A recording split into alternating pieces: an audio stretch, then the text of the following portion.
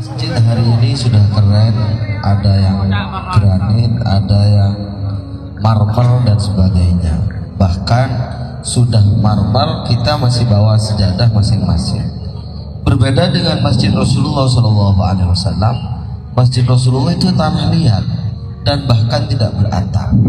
Sampai Sayyidina Ali itu sering tidur di masjid. Ya, ini cerita aja.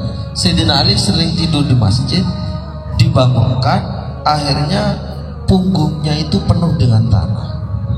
Sampai Sayyidina Ali itu punya nama julukan Abu Turab, orang yang penuh dengan tanah karena kotor. Itu yang pertama. Yang kedua, dalam syariat Islam itu ada yang namanya sepatu sholat tidak dilepas.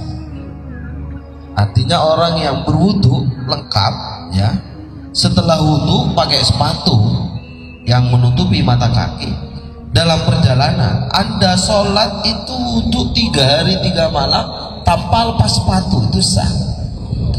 Dua cerita yang saya sampaikan ini sebagai gambaran bahwa tanah yang kita injak, aspal yang kita lewati, lumpur yang kita lalui, semuanya suci dan tidak mengurangi sholat kita, kecuali jelas-jelas najis. Misalnya ini jalanan di kampung, ya, di kampung banyak celot lumpur, yang di sana banyak kotoran sapi. Kemudian kita naik motor lewat, karena apa? Nampan namanya apa? Sayap bannya itu kurang sempurna, akhirnya banyak lumpur ke baju kita. Apakah najis? Tidak. Meskipun jelas-jelas di jalanan itu banyak kotoran hewan, tidak. Kecuali jelas-jelas yang menempel di tubuh kita, jelas-jelas kotorannya. Kecuali jelas-jelas pernah biru, kelamin putih, tiba-tiba lemon, pas tadi biru tua, jelas.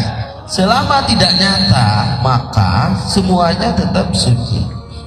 Makanya kita jangan sampai jangan sampai kotor itu menghalangi ibadah kita. Toh sahabat pun itu biasa sholat dengan kotor, seperti Sayyidina Ali sampai punya nama julukan si lumpur atau si punggung lumpur. Itu julukannya Sayyidina Ali karena sering tidur di tanah. Intinya seperti pertanyaan ini bukan pertanyaan sebenarnya, ingin menjelaskan tapi ingin diperpanjang itu saja. Intinya ini sudah paham ini Pak Waka. Intinya antara kotor dengan najis itu berbeda, itu saja. Jadi antara kotor dengan najis itu berbeda. Kotor tidak menghalangi ibadah kita. Najis jelas-jelas, kecuali kula ben sampean kadang tepepet cukepi, apakah gimana? Ngakui betok. Montro bisa sholat. Jadi sampean akemi tepepet mau toilet, ki akemi pakai batu tapi minimal 3 kali. Jadi langsung ngelak betok tuh 3 kali lah apa sih? 2 telok. Nikah mari nikah wudu meskipun tidak istinja atau ta'akila kalau sampurna, itu sudah tidak menghalangi ibadah kita. Artinya agama itu mudah, jangan dibuat ribet.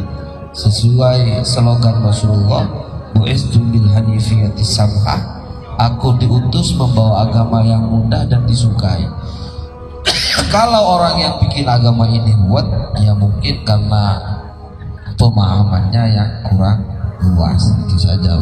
Jadi agama ini mudah dan disukai. Terima kasih.